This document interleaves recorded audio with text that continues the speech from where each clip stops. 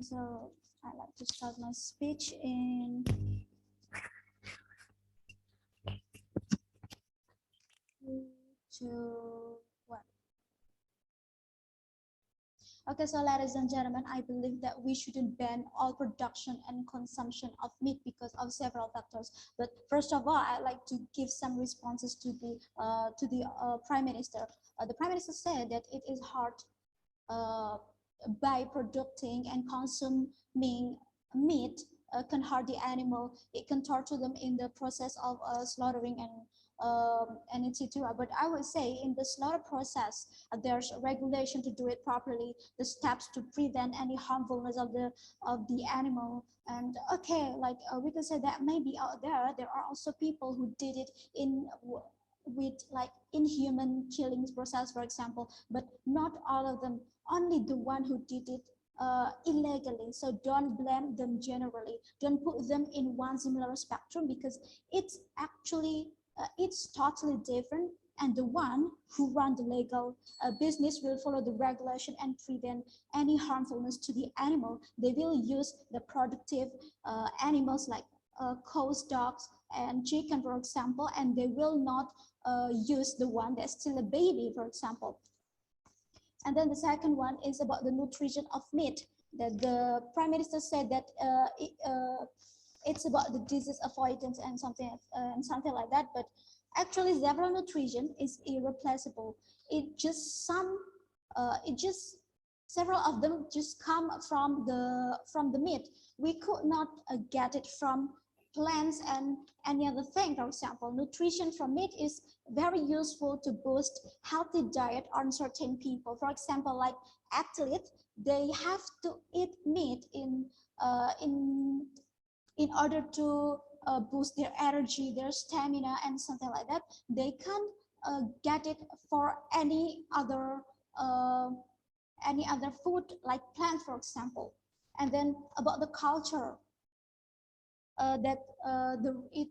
certain religion uses meat animal for sacrification, for example. But I would say in our society right now, there's like a big days called Idul Adha. It's about the slaughtering cows and goats, and it is actually irreplaceable because if we don't do it as a Muslim, it will become sin for the certain community like us, like Muslim. It considered as a sin act in a certain religion. And then I would say that actually banning, just say that banning meat is okay, but you still allow consumption of dairy products such as milk and cheese. But I would say you also like do like an exploitation to them, for example, because they prevent them to give milk to their baby, for example, and that's not the right thing. And then let's jump to my argument. First of all, I like to say that it's morally justified to consume meat from animals, because in certain living things can be consumed by humans because they are actually taken care of by humans, right? For example, like the one that in the farming industry, like dog, chicken, and etc.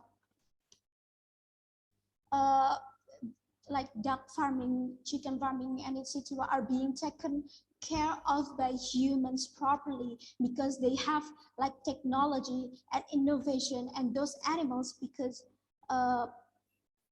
will be more valuable rather than the one that live in the nature. Because in our society right now, there are like wild animals that live in the wild nature. They are getting mistreatment, they are being mistreated by the other, and they can't afford their own needs like food, for example. And yeah, I would say that it's better for animal to live in the farm, because in the farm, the animals can get vitamins, can get medicine and etc. And other precious treatments so that those animals such as chicken and dogs can be healthier, like what I said before. And then my next argument. Animal farming is one of the biggest industries in our society right now. It can create a lot of jobs to the society, to the citizen. And for example, in Indonesia, a lot of citizens depending their lives in this kind of industries, in this kind of activity. And almost every city has its own farming industries, right? And what happened if the house banned the production and consumption of meat? I would say that there will be a lot of unemployment citizen, and it can cause the possibility of decrease the GDP of the country. That's a big deal, actually. The economy will sinking. The economy of a domestic will also decrease. They will have no jobs at all, for example, and it can create another problem in the society as well.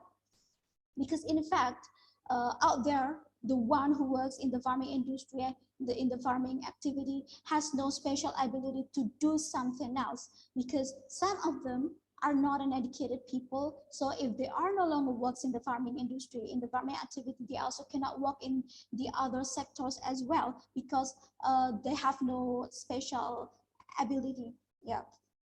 And okay, let's say maybe the farming industry, the farming activity can still running their industry by selling another product of animals like milk or egg, for example. But I would say it's not enough, because in fact, the one with the biggest profit for them is by selling meat. So they will experiencing like a bankruptcy at the end of the day. And then in the economical sectors, farming is really depending on the sources of living things, and as animals as well, and they have no replace.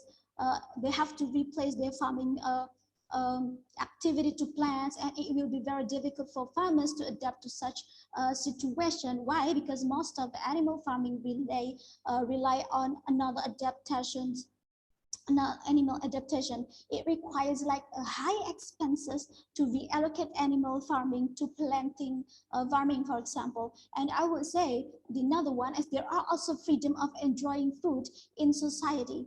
They have their own preferences whether they will consuming or eat the meat or not. It's the freedom that they have. We can't erase that freedom from any individual just like that. That's why I'm really proud to oppose the motion. Thank you.